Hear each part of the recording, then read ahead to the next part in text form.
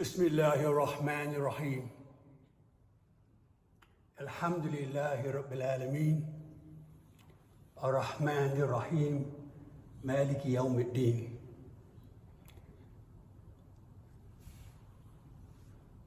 أشهد أن لا إله إلا الله وحده لا شريك له وأشهد أن محمدا عبده ورسوله وصلاته وسلامه وصحبه أجمعين. أعلم بعد. اقرأ باسم ربك الذي خلق الإنسان من علق. اقرأ وربك الأكرم الذي علم بالقلم علم الإنسان ما لم يعلم كلا إن الإنسان لا يطغى أن رآه استغنى إن إلى ربك رجع. صدق الله العظيم. Dear beloved sisters and brothers in Islam,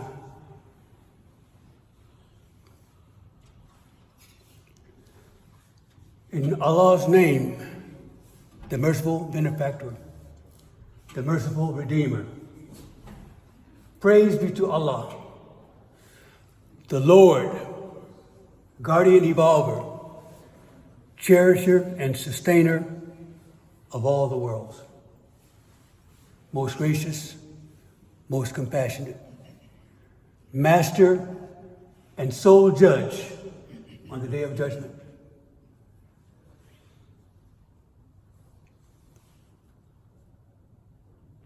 We seek His help, we seek His forgiveness, and we seek of Him the good benefits, the acceptable benefits, all. I give open testimony that there's none deserving of worship. There's no deity except Allah, one and alone. There's nothing comparable to Allah. And I bear witness that Muhammad, unto whom the Quran was revealed, is the servant and messenger. The prayers and the peace be on him, on his companions, his descendants, and the righteous all. Ameen.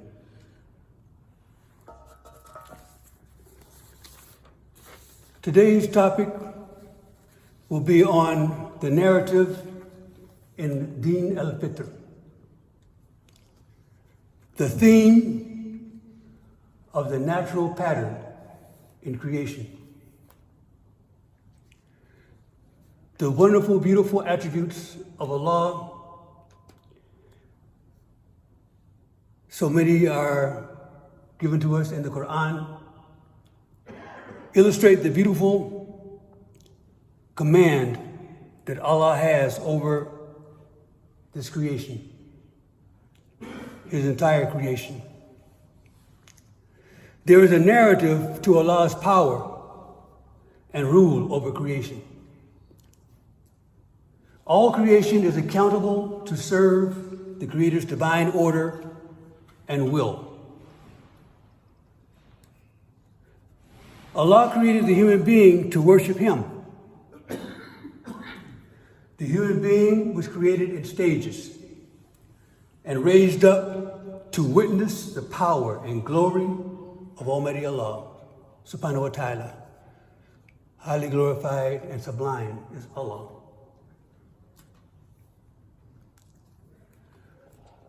The ayats that I recited of Quran are the first that were received by Muhammad sallallahu alayhi wasallam when he received this divine mission, serving to reveal Allah to the human creature in a way that had never been done before. He was part of a mission over the ages of the prophets who came before him, and as we know, he is the seal of the prophets. Ikra, read, recite, proclaim. This was the command that he received through the angel Gabriel.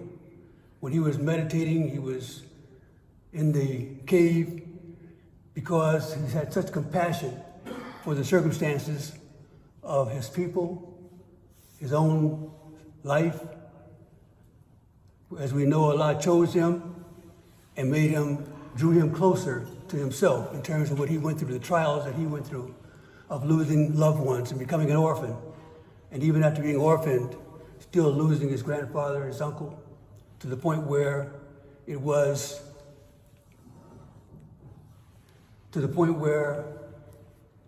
Allah drew him closer to himself. It's part of Allah's divine plan. So this first verse, which is that proclaim in the name of thy Lord and cherisher who created. Because this was a phenomenon that Muhammad, the Prophet ﷺ, didn't know what was overcoming him. Didn't know what this was from the angel being pressed upon him, pressed into service of this great, great mission. So as he began to realize what was going on, Allah answered his concern.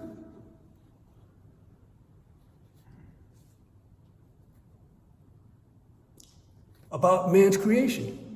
The next ayat created man out of a mere clot of congealed blood. Very humble beginnings. Proclaim, and your Lord is most bountiful. Everything is provided from Allah that we need to sustain us in great bounty. So the answer was right before us in terms of what was created. But this man Muhammad, the Ummi prophet, he was not schooled in these matters. And we understand Ummi prophet meaning the unlettered prophet. He did not receive this knowledge from any teachings or from any school. Allah raised him up, taught him. The next ayat, he who taught the use of the pen. This was something that would come into more manifestation over the ages as Allah raised up the human being. But it was a heralding to command that the human being would come to do great things by being able to transfer knowledge, to be able to expound upon knowledge. Because this was a meaning that the human being had no understanding of recording the language that he spoke in great detail. So this was a time when the recording and transfer of knowledge would take off by use of the pen. Pen being metaphorical about great ways of producing script and writings, as we know. Taught man that which he knew not. Still developing. The human being is just in its very, very nascent stages of development. So what was in store was just tremendous. They had no idea of the knowledge of the universal principles that they would be able to harness as a result of this spur of knowledge and revelation. Command over the sciences to be able to uncover that which Allah put into this creation in the way of principles, the sciences that were yet to be uncovered or discovered. Nay, but man doth transgress all bounds. So, after being taught, man wants to take responsibility as though we came up with this knowledge, as though we created or invented sciences. Because Allah made us thinking beings, but we don't have this of our own self, knowledge. only by Allah's blessing of this knowledge, in terms of the signs in creation that He put, and the signs in us that He put.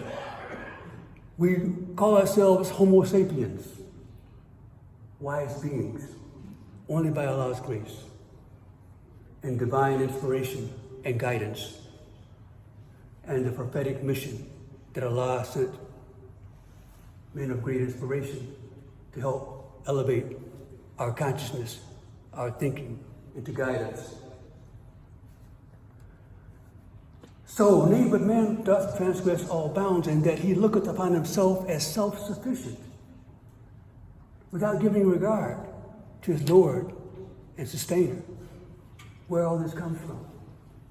Because it's not readily visible. In terms of the greatness, we see what we see, but there's so much we don't see. But Allah tells us to believe in the unseen, which we'll talk about. Verily, to thy Lord is the return of all. Again, Allah is in command. So we have to constantly, because of this contentious nature that man, the human being, has, we have to constantly seek Allah's forgiveness and mercy. And we have to seek to increase and strengthen our iman and taqwa. Because we go through trials that test our iman and our resolve. Allah tells us in Quran, do men think that they will be left alone upon saying we believe and that they will not be tested? We did test those before them, and Allah will certainly know those who are true from those who are false.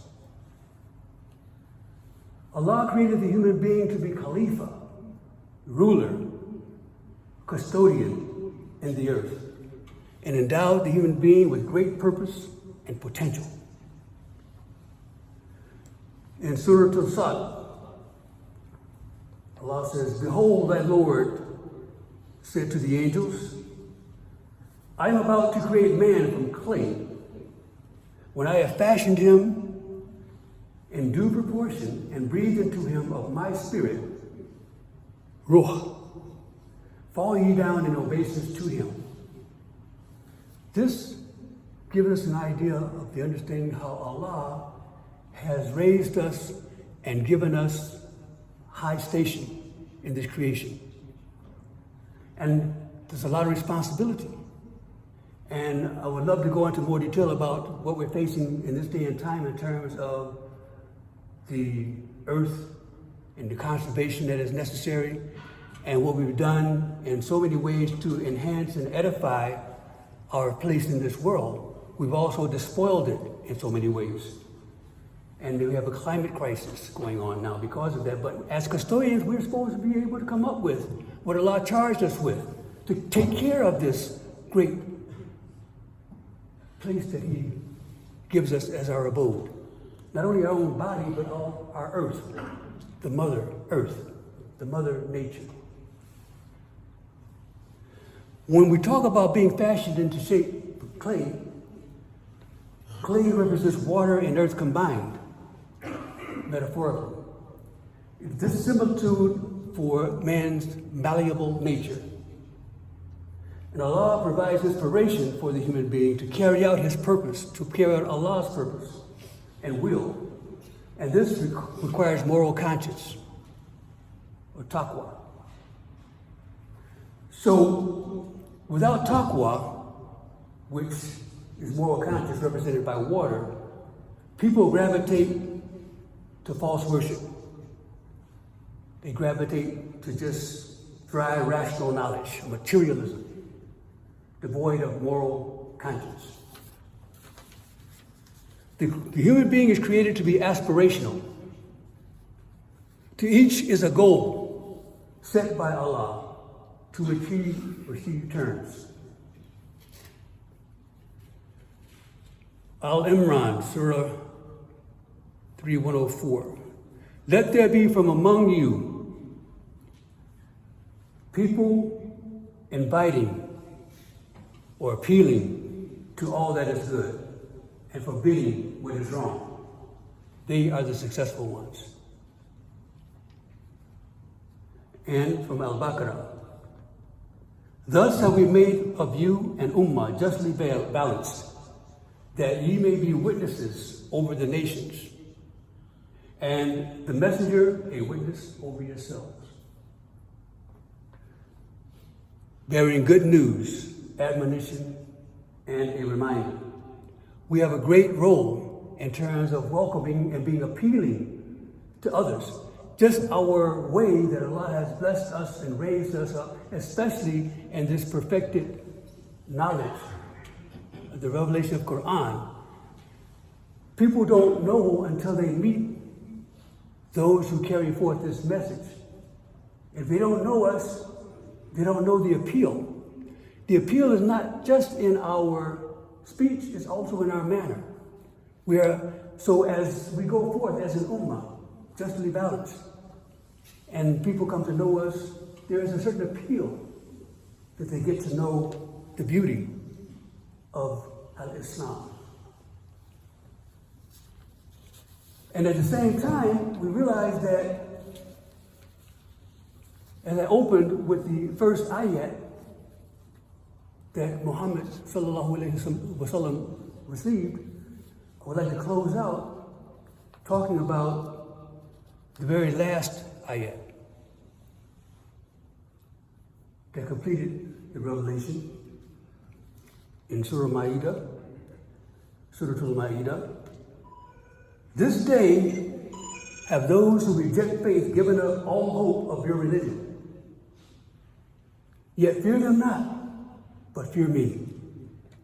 This day I have perfected your religion for you, completed my favor upon you, and chosen for you as religion al-Islam. This lets us know of the progression over the ages going back to Adam. As man was being raised up, prophets were commissioned from Allah. There's one brotherhood of prophets over eons of time. But the human being had to be developed. When the weighty message was placed on the heart of Nabi Allah, the Prophet of Muhammad, this weighty message could not have been placed on a yet to be developed human being like Adam.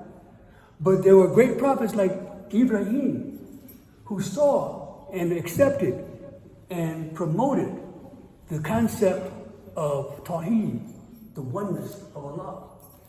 He did not associate gods with God or deities. So in closing, I just want to encourage us, understanding that Muhammad sallallahu alaihi wasallam is the seal of the prophets, the model human being of most excellent character, and that his role, his mission, completed the mission of the prophets before him, a fulfillment of all those prophets who came before. So as we go forth and we have this great message, this appeal that goes out to the entire world, we're really appealing to those same human beings that are part of that progression, who may have been stuck in one aspect of the message, whether it was delivered at the time of Moses and Musa, or the time of Isa. And that was also a great message. But now it has been brought up to the point where it's perfected. We're not perfect. Allah is perfect. The message is perfect. And things that in the Quran Allah told us about in terms of knowledge over the ages that would come to pass, who would have thought 100, 200 years ago, 1,000 years ago, when this revelation came, talking about things that would come from the far reaches of the universe. In the passages about Solomon, Suleiman, in the twinkling of an eye, we get data We get messages in the twinkling of an eye, not only from the other side of the earth, from out in space. What is that twinkling, that light, the speed of light? Who knew that this would come to pass? And we have ways to go. Allah encouraged a long time ago for us to believe in the unseen. Well, there are degrees of what is unseen. There are different levels of the unseen. There are some things in the physical world that are unseen or had been unseen, but now have been discovered. There are great principles that are a part of this pattern. So this narration or this narrative that we want to just convey is so tremendous that we have been given this message to carry forth and to be a light and join in with our brothers and sisters, regardless of their faith tradition, to share this light, to come together. And I will just repeat that one ayat that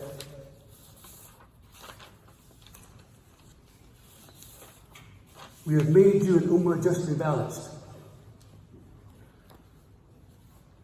that you may be witnesses over the nations and the messenger a witness over yourselves. So we have to project that. And let there be people from among you inviting, appealing to all that is good and forbidding what is wrong. They are the successful ones. Ameen. Ikamat as-salat. What's going on this? Okay, 1 minute. One more.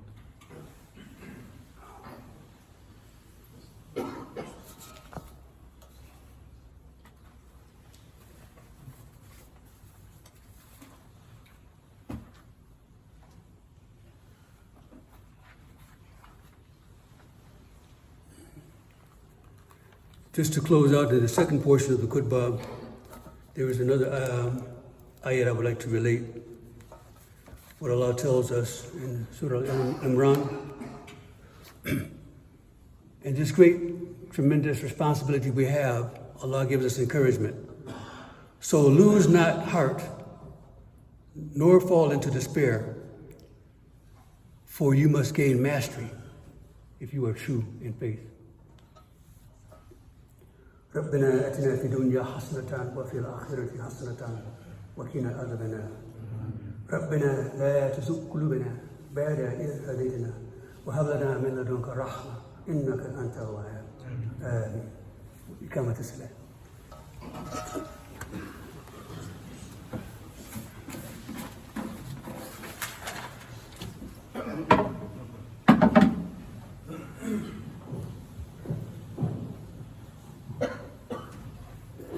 الله أكبر الله أكبر الله أكبر الله أكبر أشهد أن لا إله إلا الله أشهد أن لا إله إلا الله أشهد أن محمدا رسول الله أشهد أن محمدا رسول الله حي على الصلاة حي على الصلاة حي على الفلاح حي على الفلاح قد قامت الصلاة قد قامت الصلاة الله أكبر الله أكبر لا إله إلا الله.